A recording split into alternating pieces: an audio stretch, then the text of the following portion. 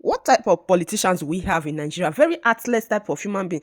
Anyway, why am I so surprised when most of them have used maybe their first son or daughter and a very close person in their family to do ritual in order for them to be in certain positions? Say they sacrifice. Well, why would they not have art? Their art is now become so heartless and heartedness. This David Umahi, I saw an interview that 5 engineers are missing, that they are nowhere to be found during the time he was a governor.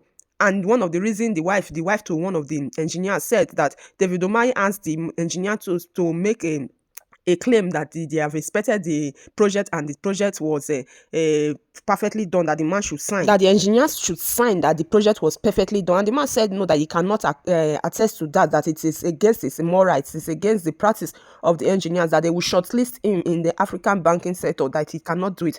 And that was what led to the disappearance of the man and the 5 engineers. Now we don't know if the man is dead, if the men are dead or alive. And the person of David Imai was bold enough to come on air and said that the 5 men have been dead and buried in the bush.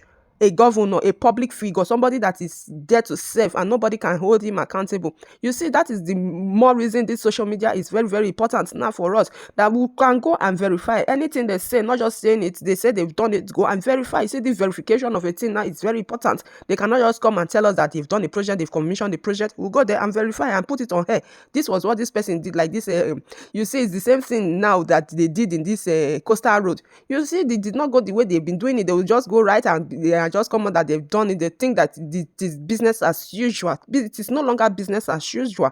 We now come and we verify and we put it on here and let the people know that this is what you have done. You have not finished the project.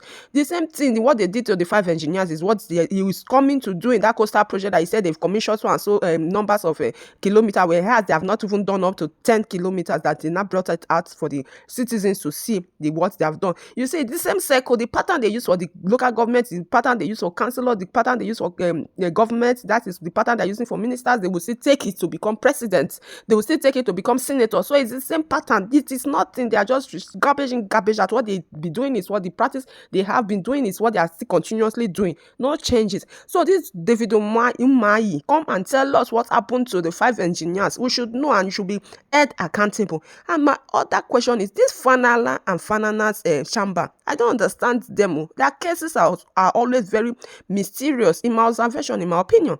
Most of their cases, it don't just get to the end of it. It's always end in mysteries. Take, for example, the case of Sylvester, that boy that died in school. Nobody up to date would not know what actually happened to that boy, how he died and what led to his death. Nothing. Now it's also Mohbad's case. If not that since the father has refused to give up, the case is just going there, not there. It's just becoming like a mystery, like it's something that did not happen in this world. That it's like a I don't know how to put it. And now we're not hearing of these 5 engineers. That is now also like a mystery. Fanana, what is going on in your chamber? I don't understand that. Why is your case not always getting resolved?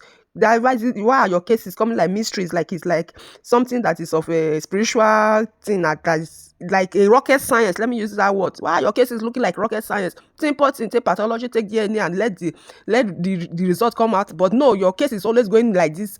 I don't understand the Fanana chamber, so I don't know. It's my observation. Then to the local government. Please, Nigerians, we should start holding our councillors accountable. We should start holding our politicians accountable from the grassroots. It's not only from the up, but from the grassroots. Let's hold those, our councillors, our chairman, local government chairmen accountable. The things that to do, let us hold them. Video your schools, video your things, the world, your everything, to come and attest for what they have been doing with money that has been allocated to them.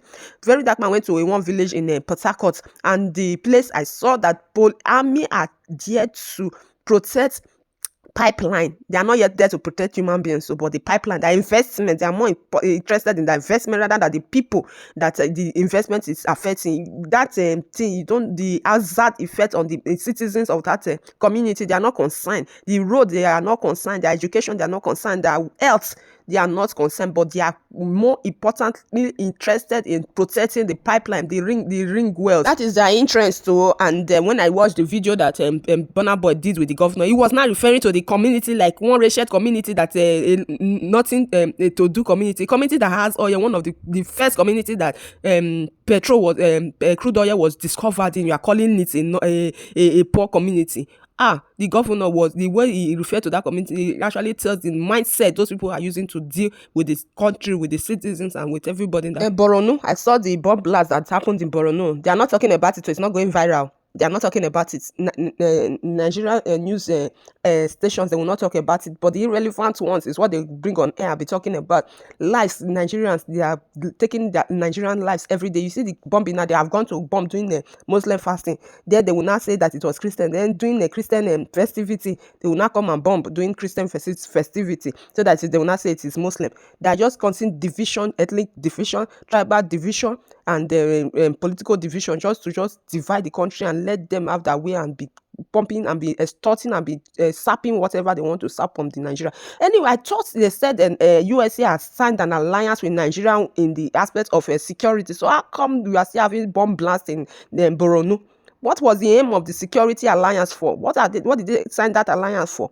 If they said that American military are now in Nigeria, what are they doing in Nigeria? It's not to come there to bring in safety, to bring in security. If they are not there to fight for security, what are they here for? They should just leave, because there's no need. If you are here for because of insecurity and they are still insecurity, so what is now your purpose in Nigeria?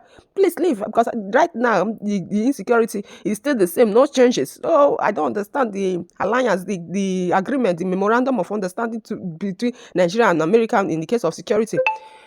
Anyway, it is my honest opinion and observation on important societal issues. If it is not important, I don't talk on it, except it is of value to the society. That is when I talk. I greet your government, Mr. and Mrs. ITK.